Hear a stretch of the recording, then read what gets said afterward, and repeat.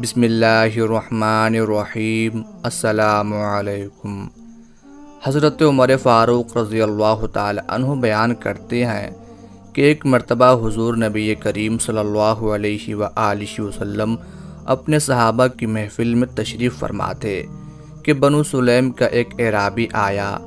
اس نے ایک گوہ کا شکار کیا تھا اور اسے اپنی آستین میں چھپا کر اپنی قیام گاہ کی طرف لے جا رہا تھا۔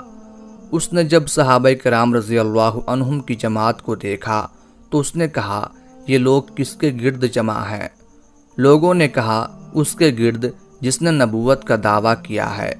وہ لوگوں کے درمیان سے گزرتا ہوا حضور نبی کریم صلی اللہ علیہ وآلہ وسلم کے سامنے آ کھڑا ہوا اور کہنے لگا، اے محمد صلی اللہ علیہ وآلہ وسلم، کسی عورت کا بیٹا تم سے بڑھ کر جھوٹا اور مجھے ناپسند نہیں ہوگا۔ اگر مجھے اس بات کا ڈر نہ ہوتا کہ میری قوم مجھے جلد باز کہے گی تو تمہیں قتل کرنے میں جلدی کرتا اور تمہارے قتل سے تمام لوگوں کو خوش کرتا۔ حضرت عمر فاروق رضی اللہ تعالی عنہ نے حضور صلی اللہ علیہ وآلہ وسلم سے عرض کیا، یا رسول اللہ، مجھے اجازت دیں کہ میں اس گستاخ کو قتل کر دوں۔ آپ صلی اللہ علیہ وآلہ وسلم نے فرمایا، اے عمر، کیا تم جانتے نہیں کہ حلیم و بردبار آدمی ہی نبوت کے لائق ہوتا ہے؟ وہ اعرابی حضور نبی اکرم صلی اللہ علیہ وآلہ وسلم کی طرف متوجہ ہوا اور کہنے لگا، مجھے لات و عزیٰ کی قسم، میں تم پر ایمان نہیں رکھتا۔ حضور نبی اکرم صلی اللہ علیہ وآلہ وسلم نے اس سے پوچھا، اے اعرابی، کس چیز نے تمہیں اس بات پر ابھارا ہے کہ تم میری مجلس کی تکریم کو بالائے طاق رکھ کر ناحق گفتگو کرو؟ اس نے بے ادبی سے رسول اللہ صلی اللہ علیہ وآلہ وسلم سے کہا، کیا آپ بھی میرے ساتھ ایسے ہی گفتگو کریں گے؟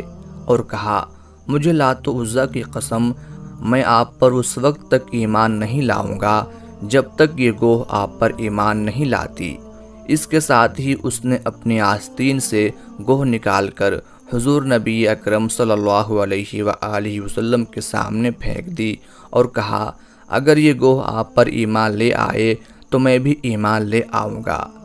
پس حضور نبی اکرم صلی اللہ علیہ وآلہ وسلم نے فرمایا، اے گوہ کلام کر۔ پس گوہ نے ایسی واضح اور فصیح عربی میں کلام کیا کہ جسے تمام لوگوں نے سمجھا۔ اس گوہ نے عرض کیا، اے دو جہانوں کے رب کے رسول، میں آپ کی خدمت میں حاضر ہوں۔ حضور نبی کریم صلی اللہ علیہ وآلہ وسلم نے اس سے پوچھا، تم کس کی عبادت کرتی ہو؟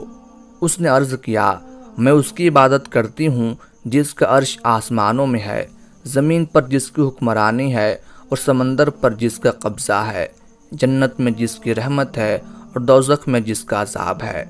آپ صلی اللہ علیہ وآلہ وسلم نے پھر پوچھا، اے گوہ، میں کون ہوں؟ اس نے عرض کیا، آپ دو جہانوں کے رب کے رسول اور خاتم الانبیاء ہیں۔ جس نے آپ کی تصدیق کی وہ فلاح پا گیا اور جس نے آپ کی تکذیب کی وہ ذلیل و خوار ہو گیا۔ اعرابی یہ دیکھ کر بول اٹھا، میں گواہی دیتا ہوں کہ اللہ کے سوا کوئی معبود نہیں اور بے شک آپ اللہ کے سچے رسول ہیں۔ جب میں آپ کے پاس آیا تھا تو روئے زمین پر آپ سے بڑھ کر کوئی شخص مجھے ناپسند نہ تھا، اور بخدا اس وقت آپ مجھے اپنی جان اور اولاد سے بھی بڑھ کر محبوب ہیں۔ میرے جسم کا ہر بال اور ہر رونگٹا، میرا عیام و نہا اور میرا ظاہر و باطن آپ پر ایمان لا چکا ہے۔ حضور نبی اکرم صلی اللہ علیہ وآلہ وسلم نے فرمایا، اس اللہ وحدہ لا شریک کے لیے ہی ہر تعریف ہے جس نے تجھے اس دین کی طرف ہدایت دی جو ہمیشہ غالب رہے گا اور کبھی مغلوب نہیں ہوگا۔ اس دین کو اللہ تعالیٰ صرف نماز کے ساتھ قبول کرتا ہے اور نماز قرآن پڑھنے سے ہی قبول ہوتی ہے۔ پھر حضور نبی اکرم صلی اللہ علیہ وآلہ وسلم نے اسے سورہ فاتحہ اور سورہ اخلاص سکھائی۔ وہ عرض گزار ہوا، یا رسول اللہ، میں نے بسیط اور رجز میں اس سے حسین کلام کبھی نہیں سنا۔ حضور نبی اکرم صلی اللہ علیہ وآلہ وسلم نے اس سے فرمایا، یہ اللہ تبارک و تعالیٰ کا کلام ہے، شاعری نہیں۔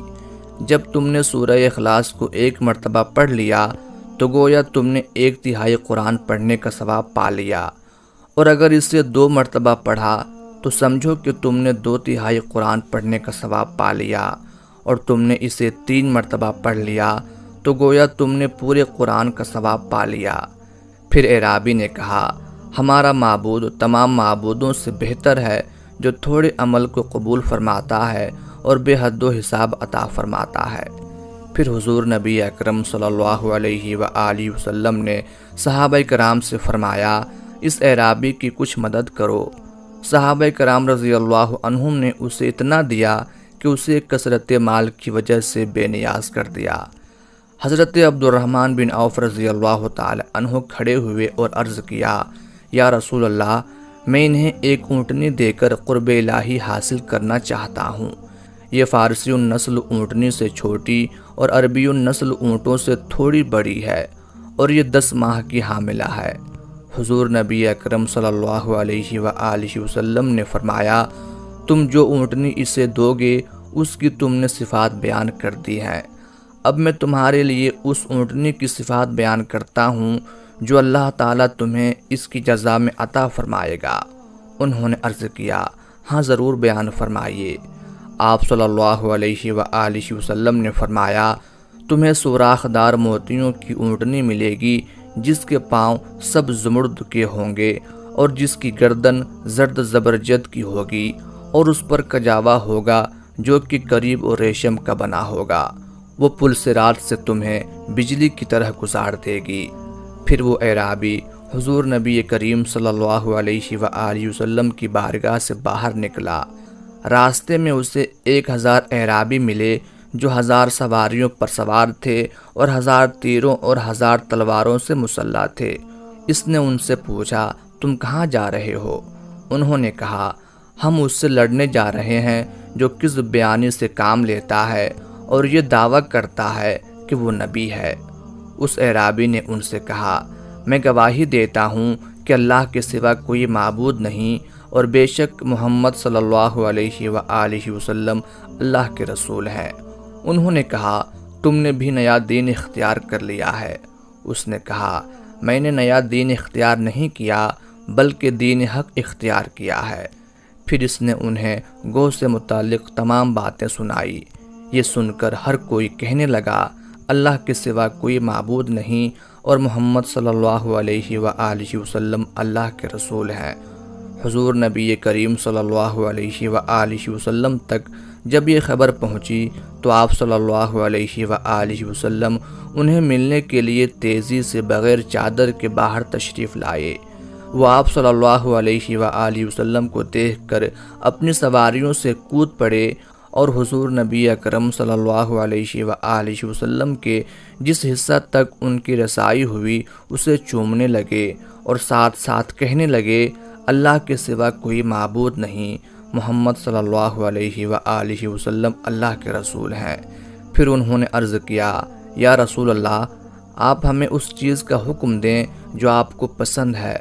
آپ صلی اللہ علیہ وآلہ وسلم نے فرمایا، تم خالد بن ولید کے جھنڈے تلے ہوگے۔